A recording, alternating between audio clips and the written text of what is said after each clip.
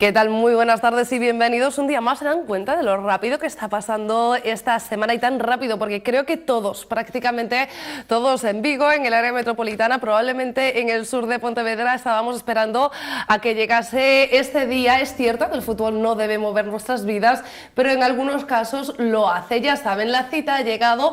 Decía ayer Berizzo, no, creo que era Aspas quien lo decía, que desde el mismo pitido final del partido de ida aquí en Vigo, estábamos deseando que comenzase ese partido de vuelta en Genk, en Bélgica. Faltan pocas horas, a las 9:05 de esta tarde es la cita. Es cierto que parece que los medios de comunicación de Vigo hoy no hablamos nada más que de este asunto, pero creemos que merece la pena porque el Celta puede hacer historia hoy, y sobre todo porque Vigo está en Genk en esta jornada, porque son más de medio millar de personas, de aficionados, los que han tenido la suerte de acompañar al equipo. Saben que entre ellos también una persona de esta casa, Jacobo Buseta, que retransmitirá esta noche a través de la cadena SER, de nuestra sintonía, de nuestra emisora, ese partido, y que también hará la crónica para que mañana vean ustedes el Localia Vigo Televisión. Muy pendientes, por lo tanto, por eso el jueves parece que nos ha llegado pronto y que nos hace casi tanta ilusión como el viernes. Vamos a estar en Localia, en Radio Vigo, por supuesto, contándoles todavía toda la previa. Esténse con nosotros por lo menos hasta las 3 de la tarde, que es cuando finaliza este programa, y a las 3:30 enciendan el dial de la cadena SER, porque hoy es Marci Varela el encargado en SER Deportivos, junto a Jacobo Buseta, desde Bélgica, de contarles toda la actualidad celeste. Pero nosotros, como no todo tiene que ser fútbol, hoy es jueves, han pasado 15 días desde la última vez que vimos a Pedro Pablo Gutiérrez. Lo que queremos es hablar de ópera. Pedro Pablo, ¿qué tal? Muy buenas tardes. Hola, muy buenas tardes. Pues, no se riñen. Como todo el mundo, yo también pendiente de Genk, claro, lógicamente. No está reñido para nada. Y bueno, es verdad lo que decías, que no, el fútbol no debería ocupar todas nuestras vidas, pero en un día como hoy sí. Si da alegría, sí. Un día como hoy hay que dejarse llevar, claro, y estar con el Celta y ponerse la camiseta y ver el partido en casa con amigos y cosas de estas, porque vamos, yo estoy convencido de que pasamos, ¿Tú estás convencido de que pasamos? Absolutamente. Hay 3 goles ahí, Sí, pero vamos a ganar otra vez. Bueno, esta noche volvemos a ganar. Yo creo que Pedro Pablo, que fue durante muchos años responsable de deportes, tiene buen criterio, de manera en ópera, pero también en fútbol, de manera que si él lo dice con total seguridad, y con esa seguridad, además, bueno, la Fuerza Celeste, si los 28 de Krasnodar, que los llamábamos así, eran solo 28, montaron los cánticos que montaron y se les escuchó en el centro de campo, siendo 137, creo que son ahora mismo los contabilizados de la expedición celeste, vamos, la afición va a contar. Lo más difícil ya se hizo, lo más difícil era el Shakhtar, lo más difícil era ganar allí al Shakhtar, que era uno de los candidatos a ganar esta competición. Bueno, pero a veces los humildes destacamos. No, hombre, yo creo que sí, yo creo que somos mejor equipo, ¿no? Pero luego los partidos se dan como se dan, y bueno, pues acabamos de ver los del Madrid, los del Atlético. Bueno, el Atlético estaba jugando con un equipo claramente inferior, y sin embargo pues no lo pasó bien. Mira tú el Barça, que esta ocasión era solo medio milagro y no milagro entero, como la anterior ocasión, ¿no? Sí, pero el Barça jugó con fuego ya con el Paris Saint-Germain, y 2 veces seguidas iba a ser demasiado. Bueno, se dan cuenta lo que es el mundo del periodismo. Aquí hablamos de todo, nos pasamos del fútbol directamente a la ópera, y de Cristiano Ronaldo a Verdi, que por el otro lado era un Cristiano Ronaldo del mundo de la ópera. Sí, era un Cristiano Ronaldo, sin ninguna duda, o un Messi de la ópera. Yo como sé que tienes tendencias hacia la capital, yo por eso, porque aquí en la familia hay mucha gente madridista, por eso tiraba yo por Ronaldo. Sí. No, sin duda. Verdi, sin ninguna duda, es uno de los grandes de toda la historia de la ópera. Aunque la ópera que vamos a ver hoy no es una de las más conocidas, todo lo contrario, es seguramente una de las menos conocidas, aunque se sigue representando. Y bueno, ya hecho hoy vamos a ver a Plácido Domingo en el papel protagonista, pero la hizo también José Carreras, y la hizo muy bien. Hay una grabación, un DVD con José Carreras como Stifelio, que está muy bien también. Es decir, que bueno, intento traer siempre cosas que sean menos conocidas, para abrir un poco el campo a la gente, que pueda ser aficionada a la música en general. Bueno, pues ya que has utilizado tú el término para abrir a la gente, vamos a ver como siempre la obertura para empezar, y ya has anunciado tú que era Stifelio, la ópera de la que vamos a hablar ahora. Efectivamente, Stifelio. Podemos empezar por la obertura, que es muy bonita además.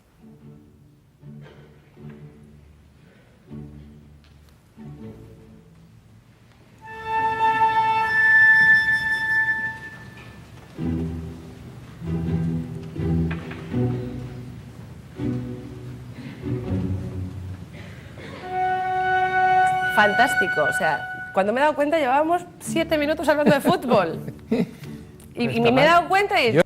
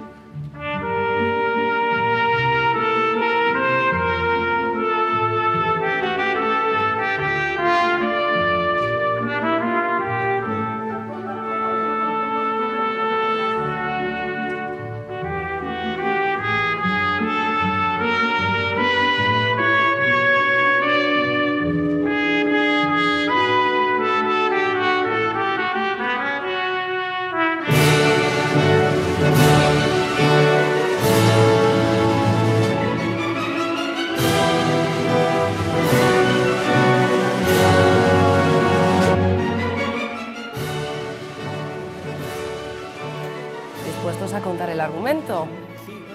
El argumento y la historia de la ópera, que en sí también es muy interesante. Stifelio es una ópera que se estrena en el año 1850 y que termina con lo que Verdi llamó los años de galera, unos años en los que, después de estrenar Nabucco, trabajó muchísimo. Entre Nabucco estrenó 10 óperas, entre 1844, que se estrena Nabucco, y 1850, que se estrena Stifelio, que es la última de ese grupo, porque luego ya posteriormente vendrán nada menos que Rigoletto, Traviata y Trovador, es decir, que luego viene ya la gran trilogía verdiana, pero Stifelio es el momento de mayor madurez de Verdi antes de afrontar lo que va a ser su época más brillante, ¿no? Se había estrenado anteriormente, la ópera anterior había sido Lucia de Luisa Miller, y cuando él vuelve a Busseto está pensando qué ópera hacer, no sabe qué argumento acometer, y hay una ópera que siempre quiso y nunca hizo, que fue El Rey Lear, pero también estaba pensando en Hamlet, también estaba pensando en Filippo, un argumento de Alfieri, estaba pensando en todo eso, y el que menos le apetecía era Stifelio. Bien. Pero se lo ofrece Francesco Maria Piave, que es con quien está escribiendo ya muchas cosas, está escribiendo las últimas óperas, se lo ofrece Piave y, bueno, él no piensa en este argumento, pero aparece Ricordi y dice, Giulio Ricordi, su editor, que se lo ha vendido ya al Teatro Grande de Trieste. Vaya, se lo da hecho. Con lo cual, pues prácticamente no les queda otra, aunque no les apetecía mucho, de meterse a escribir Stifelio. Y bueno, Stifelio es una historia de un adulterio. Entonces, en aquella época, esto era una cosa, no solo de un adulterio, es la historia de un adulterio y del perdón de ese adulterio. Y encima, la adúltera es la esposa de un pastor protestante, de un sacerdote protestante, con lo cual el que iba a haber problemas con la censura seguro estaba visto, ¿no? Bueno, la historia es que Stifelio es un pastor protestante, vuelve, su esposa Lina le ha sido infiel con Raffaele, y Stancar, que es el padre de Lina, y que son los tres grandes. Esta es una ópera de tres personajes, el tenor, Stifelio, Lina, su esposa, y el padre de Lina, Stancar, que es el barítono. Y los demás no tienen arias, son muy importantes en los concertantes, en los conjuntos de voces, pero no tienen arias propias, ¿no? Bueno, siempre aparece un padre autoritario, fuerte, poderoso en las óperas de Verdi. En este caso, Stancar no quiere que Lina le confiese su adulterio porque quiere salvar el honor, pero sí quiere matar a Rafael porque ha sido él el que lo ha provocado. Y entonces, bueno, lo primero que vamos a oír precisamente es un dueto precioso de Lina con su padre, en la cual él le está reprochando a ella pues el haberse convertido en una mujer adúltera. Vamos a escuchar esto y luego seguimos. Y lo vemos también.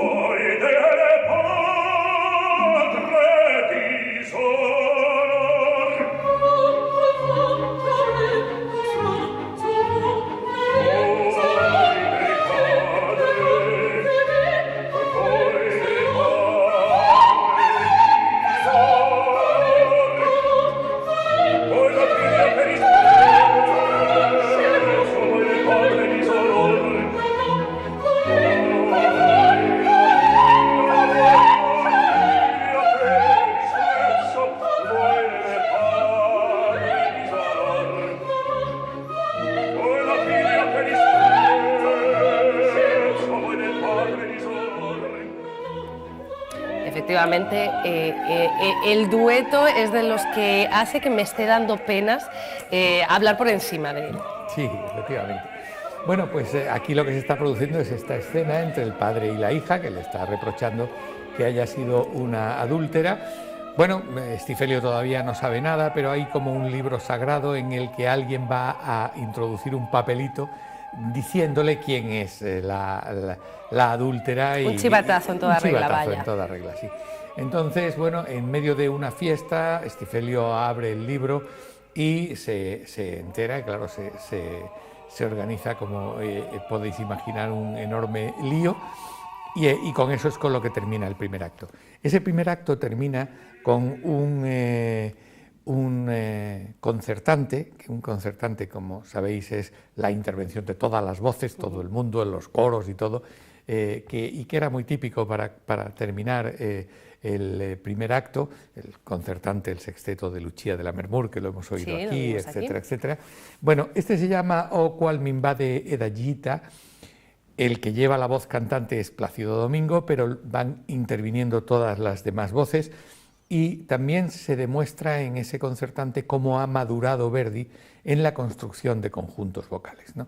Es precioso, probablemente uno de los momentos más interesantes de toda la ópera, que si quieres pues podemos escuchar.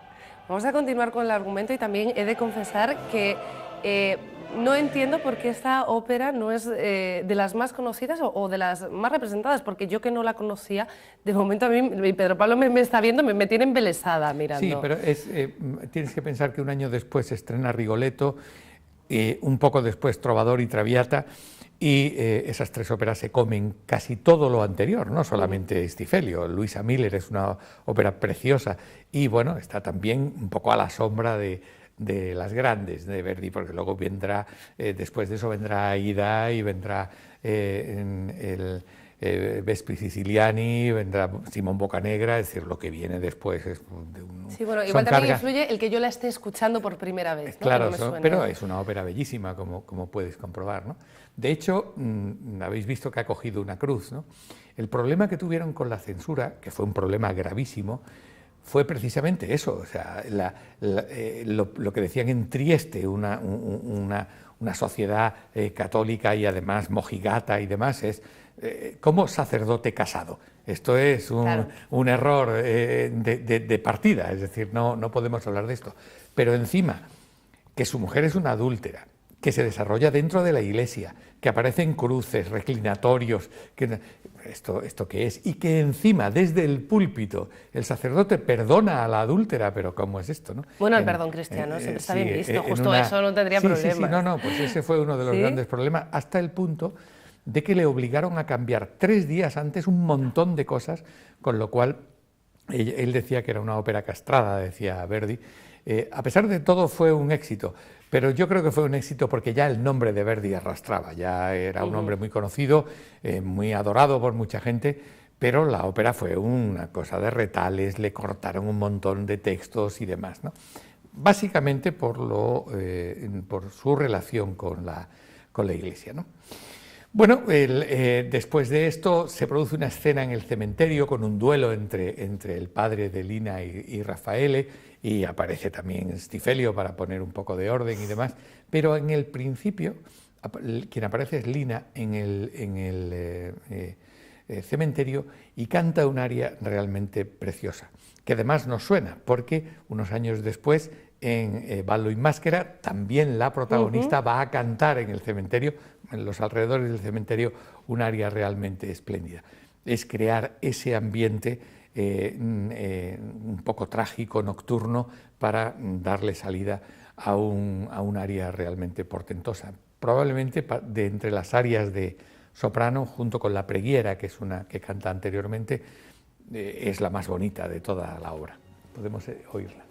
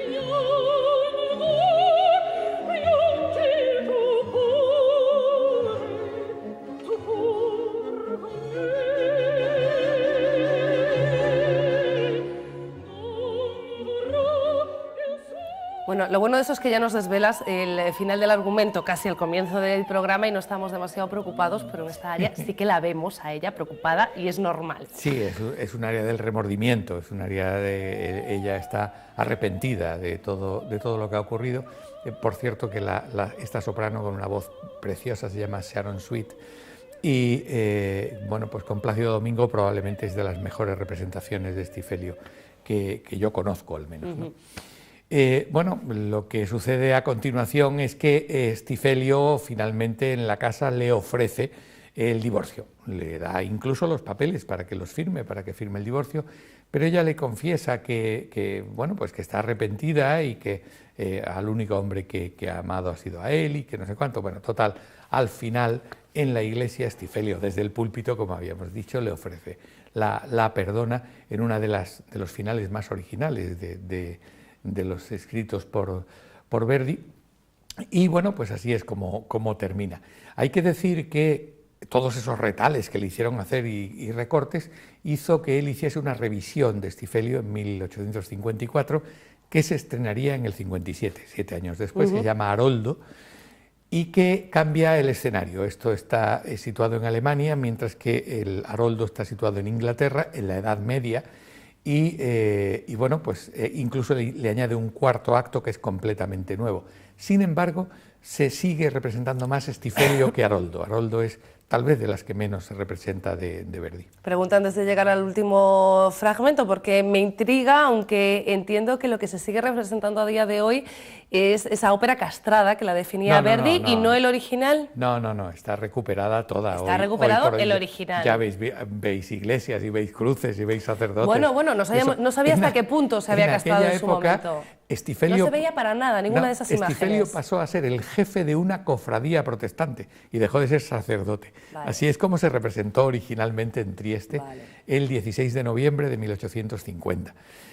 Luego, claro, se recuperó la partitura original y esa es la que se representa a día de hoy. Claro. No siempre ocurre, ¿no? Pero sí. A veces cuando haces cambios por la necesidad, mejoras el producto inicial, no sería la primera vez. En general, 3 días antes es bastante difícil, pero Verdi tuvo muchos problemas con la censura toda su vida, con Ballo in Maschera, tuvo un problema enorme con Rigoletto y tal, y lo que se representa hoy es la partitura original, no las modificaciones que le obligaron a hacer en su momento, ¿no? Y bueno, pues lo último que vamos a escuchar es el momento en el que él le ofrece el divorcio, le ofrece los papeles para que los firme, que es también un momento musicalmente bellísimo. Y con esto pues despedimos este Stifelio, que tuvo muchos problemas de censura, ha tenido un cierto problema de olvido, se sigue representando, pero realmente muy poco, y sin embargo a mí me parece una obra realmente maravillosa. Bueno, pues si te parece nos despedimos nosotros, Pedro Pablo, y aprovechamos ya para quedarnos con este fragmento para despedir el programa y para que los espectadores puedan, por lo menos verlo íntegro. Muchísimas gracias, como siempre, por haber venido. Nos vemos en unas semanas para seguir hablando y aprendiendo de ópera, que es importante. Por supuesto, muchas gracias a vosotros. Pues nos quedamos con ese último fragmento de Stifelio.